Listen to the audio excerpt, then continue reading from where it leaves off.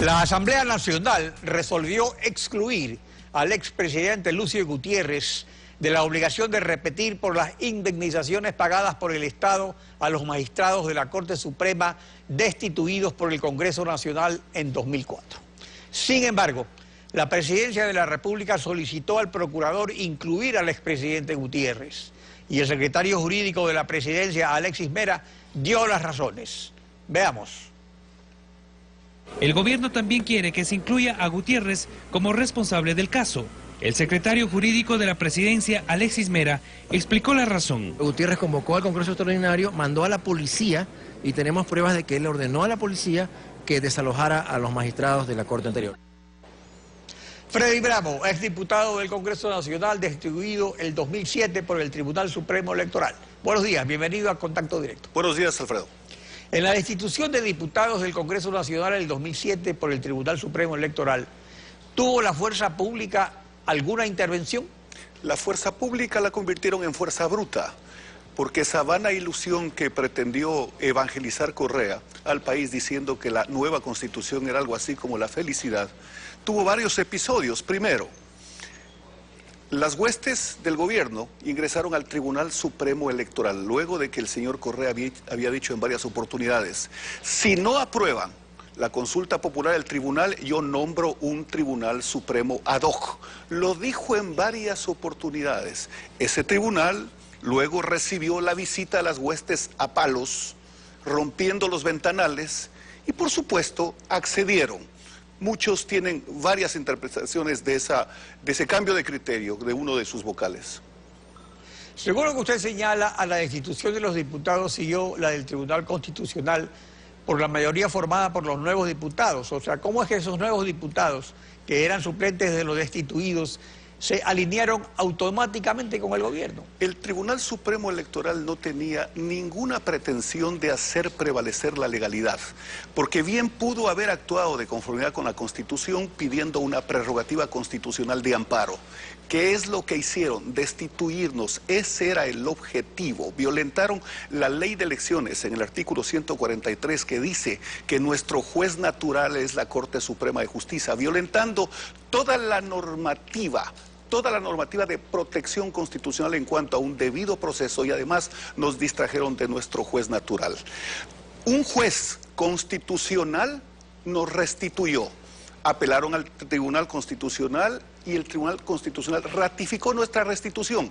En ese momento opera la mayoría de los manteles, dirigida por el ministro de Gobierno de entonces, y lo primero que hace la mayoría de los manteles es designar al Tribunal Constitucional de los manteles, que en una operación medio metamorfósica, luego van a descansar de vocales del Tribunal Constitucional y se despiertan de magistrados de la Corte Constitucional.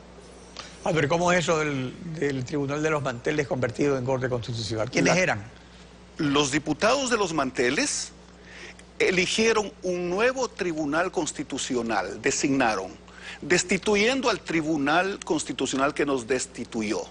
Luego de aprobada la nueva Constitución, ese tribunal se convirtió en Corte Constitucional. Y los vocales, elegidos por los manteles, de la noche a la mañana asomaron de magistrados de la Corte Constitucional. Pero aquí hay una diferencia fundamental con el caso de la destitución de la Corte Suprema en el 2004, que no hay ninguna sentencia de la Corte Interamericana de Derechos Humanos. ¿Está en trámite alguna reclamación al respecto? Nosotros estamos ya cerca de la admisión en la Comisión Interamericana de Derechos Humanos. La Unidad Parlamentaria Mundial nos apoyó por cuanto nosotros fuimos destituidos en forma ilegal. Y yo voy a insistir en algo: en ningún momento se trató la legalidad de la resolución nuestra. Lo que se pretendía era destituirnos. ¿Por qué? Habíamos denunciado en el Congreso, yo precisamente hice esa denuncia sobre el tema de los bonos Global 2030 que originó los pativideos. Es decir, íbamos a ejercer a plenitud lo que la Constitución nos mandaba: legislar y fiscalizar. Y eso al poder le prendió las antenas de advertencia de que nosotros éramos fiscalizadores. Y ahí desapareció con nuestra destitución la fiscalización. Pero ocurrió algo, sin embargo, en el Congreso de los Manteles, John Argudo interpeló al ministro Patiño, que en esa época era ministro de Finanzas, y fue censurado y destituido. El señor Argudo, digamos, no destituido, censurado. El señor Argudo era parte del bloque que apoyaba precisamente la Asamblea Constituyente. Este fue un golpe de Estado al Congreso. Y lo más importante, a una función del Estado, y lo más importante es que desapareció, hay que ver que desapareció la fiscalización. Fíjese usted que el Procurador General del Estado, que debería haber estado preocupado de los juicios del Estado y contra el Estado, de la OXI, etcétera, etcétera, tomó una decisión que no le corresponde de acuerdo a la ley de la Procuraduría General del Estado, diciendo que nosotros habíamos sido legalmente reemplazados. Increíble, se violentó todo.